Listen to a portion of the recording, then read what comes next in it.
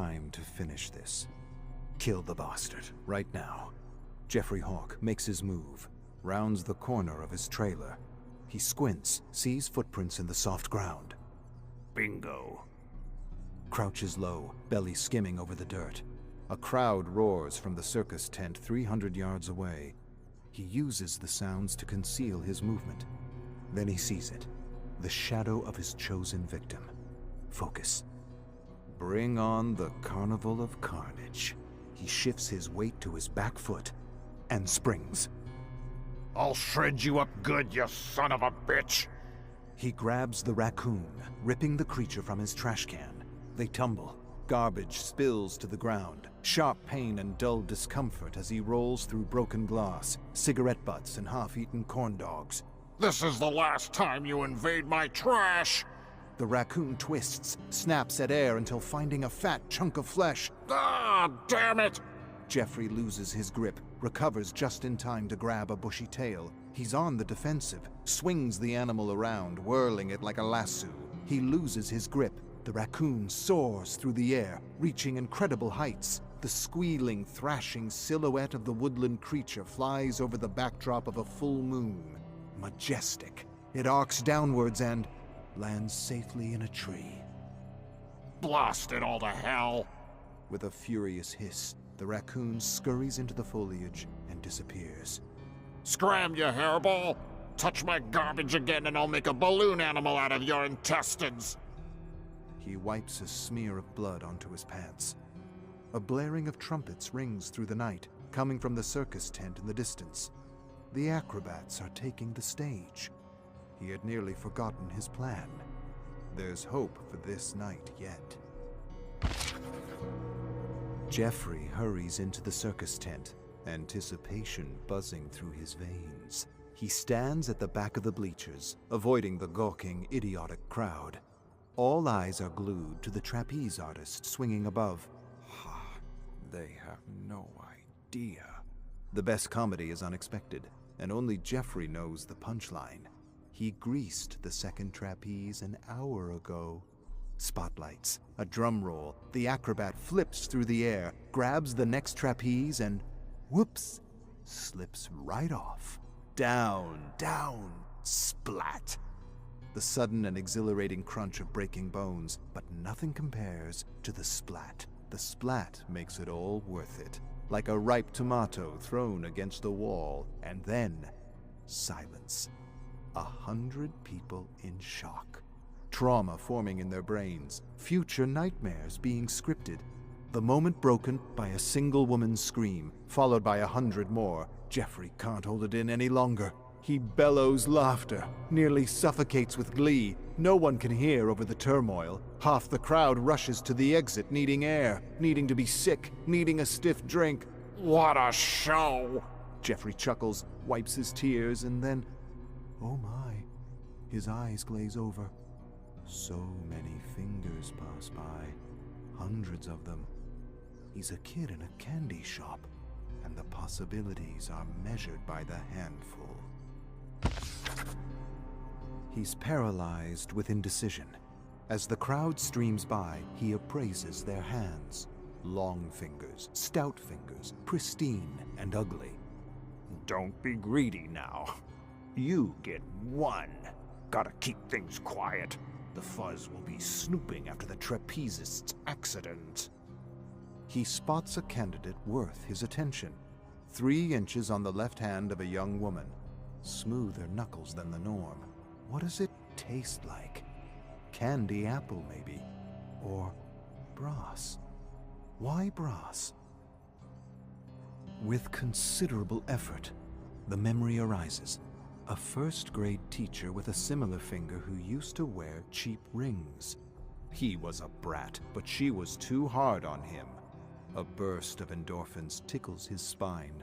How would he immortalize this stand-in for his first-grade teacher? A sharpened pencil to a jugular? Stupid. Obvious. Pandering to irony, but also satisfying in its cartoonish simplicity. Wait, what about the plump man with plump fingers? Thick sausages ready to burst with the slightest pinprick. A reminder of the mailman who yelled at him for flinging dog crap at a car. bastard. I was just a kid having fun. Could fry up that finger and feed it to the local mutt. The fantasy is liberating, a righting of wrongs. And then, he sees it. The one. He shudders, recoils like he's seen a ghost, but is suddenly drawn to it, unable to look away. It's the finger he's always searched for, always longed to make his own. Attached to a hand, to an arm, to a man with a very stupid mustache. He has found it. The finger of chaos. Jeffrey is fixated on the mustached man's finger as he walks by. So close he can taste the alcohol-soaked sweat between the joints. He knew a finger just like it, in a different life, before the circus. He's 7 years old, in his bedroom, playing with a plastic army man. He throws it against the wall, bites its head till his tooth hurts. But then, the unexpected. Chaos awakens. His father shouts from the living room with a booming voice. Jeffrey retreats to his closet. He hears his father coming down the hall, each step louder. Hide! He buries himself under a pile of dirty clothes and shuts his eyes. The closet door swings open. The odor of cheap beer floods in as a large hand grabs him, pulls him. Why? Why, you little shit? Branson says you kicked his damn dog. That true? Jeffrey's too afraid to say the words forming in his head. It's true. I walloped the smelly mutt good. Don't know why. Just something like a reaction. Don't get twisted about it. Ain't nothing different I could have done. His father shoves his finger straight into Jeffrey's face. Speak up, you damned idiot! You think I want to be stuck with you? The finger. Thick, oddly straight. A knuckle with ridges upon ridges of loose skin. A chipped nail that lends it personality. Your mom would have hated you. You listening? Jeffrey can't look his father in the eyes. He retreats to his imagination. Hack off his finger, Jeffrey. Make Dad cry. Make the blood spurt. Point the finger right back in his face and laugh. Laugh, Jeffrey. His father looks ready to burst as his face reddens. This funny to you? You some kind of clown? Keep laughing and see what happens. And though Jeffrey fears his punishment, he can't get the bloody thoughts out of his head. So he laughs and laughs. Jeffrey examines Mustache's finger as the crowd jostles around the circus tent. On his hand, a finger, thick, oddly straight, knuckles with ridges of loose skin, and yes, even a chipped nail.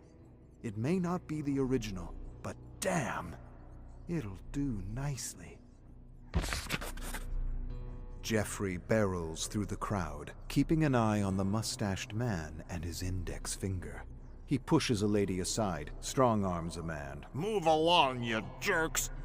Everyone's too disturbed by the acrobat's death to be upset by a clown's social faux pas. It'll be days before it crosses anyone's mind. Did that clown really elbow an old woman in the face? Jeffrey spots Mustache walking through the fairgrounds. Tents, Ferris wheels, and food booths have gone dark, closed for the night. The scent of deep fryers and popcorn is still thick in the air. Mustache breaks from the crowd. Perfect. Time to get to work. Jeffrey disappears into cover. Despite his size, despite his bright, gaudy clothing, he naturally slinks through the shadows. His anger over the raccoon infiltrating his garbage has fizzled away. There is only one creature of the night that lives here. His name is Jeffrey Hawk. The hunt begins. This is Jeffrey's moment. The anger and revulsion fades, if only for a few minutes, allowing him to exist in comfort. He doesn't stumble or slow as he stalks through the deep darkness. Take sure, steady steps. He wants to remember this moment. It's simple. One man with a wonderful finger.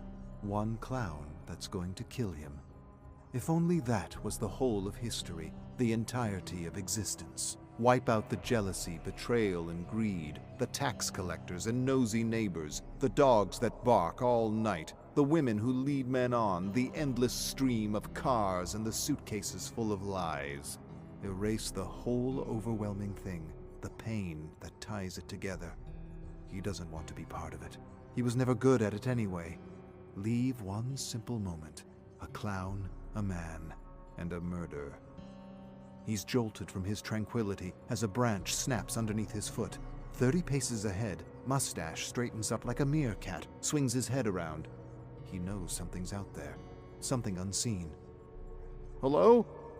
Please, someone there? I don't know what's happening. Jeffrey chuckles. Neither do I. Jeffrey keeps to the shadows, makes his way closer to Mustache. He moves swiftly, silently. Almost silently, he hacks into his sleeve and spits a mass of phlegm into the dirt, wheezes. Could use a smoke and a shot of something. Bah, keep moving. Skulks past the cotton candy stand and around the fortune teller's tent. No use drawing it out any further. It's time. Bring on the clown. Jeffrey paces slowly from the shadows, large, imposing, smeared in grease paint, wearing a ridiculous coat of stripes, polka dots, and patches, and the blade, beauty in simplicity. That's all it takes. Mustache squeals like a pig and scurries, all according to plan. Corral him past the pony stables, around the freak show, and cut him off. Give him nowhere to run but the haunted hostel, and really have some fun with the chump.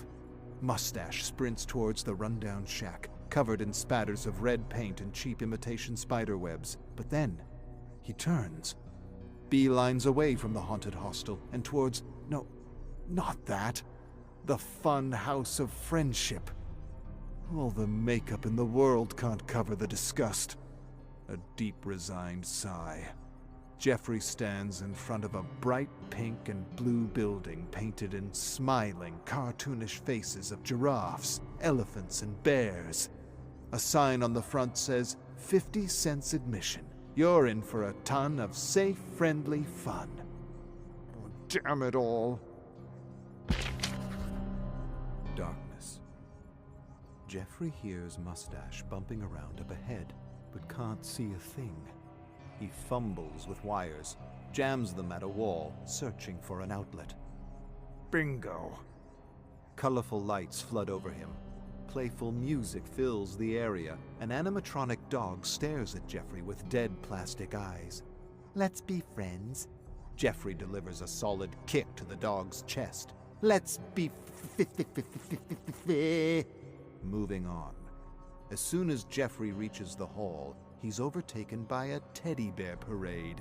Cartoonish animatronics emerge from the walls, singing, smashing cymbals, playing flutes, or at least pretending to. Crackling music plays from speakers above, singing a stupid song about hugs, bringing the world together. Jeffrey elbows his way past Billy Bear and dingles, buries a blade into Laffy's neck, gets tangled up by Terry Tickle's outstretched arms, smashes off Popo's lower jaw. Before he knows it, he's waist-deep in the ball pit canal, navigating the balloon forest. And that's where he finds Mustache, hiding at the feet of an animatronic tiger wearing a British Guards uniform. Oh, bah! The longer you cower behind Sir Cuddlepuss, the more I'm gonna make this hurt. Mustache makes a run for it. Jeffrey pulls a bottle of Afterpeace tonic from his inner pocket, gives it a swirl, and hucks. Glass shatters. A thick cloud of fumes envelop Mustache. The man stumbles and coughs, looks around in confusion, crisscrosses his feet as if each one wants to go a separate way. Jeffrey socks the idiot in the side of the head, knocking him unconscious. Time to go home. The man with the mustache is huddled in the corner of Jeffrey's trailer, babbling, crying, pleading his case. Jeffrey isn't listening. All he sees is the finger and the puddle at Mustache's feet. Jeffrey knows what it means. The man's realized he has one chance at survival, and his fight or flight just kicked in. But Jeffrey doesn't care. He knows he's already won. The finger of chaos is as good as his. The memories of his father are already shifting. A large, horrible man towering above, bellowing. No, that isn't it. Think, Jeffrey. A weak, slouching alcoholic. stammering and slurring, too pathetic to control him. The outbursts? Nothing but the fury of a coward, the parody of a powerful man.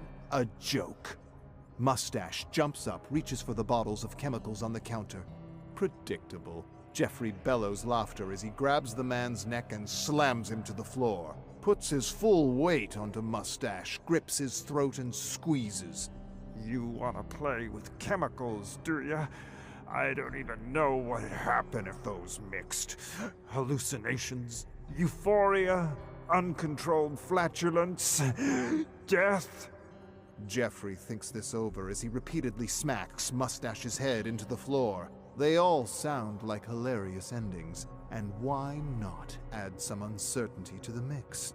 He doesn't need to fear chaos anymore. He can handle it, and hell, he deserves a little fun.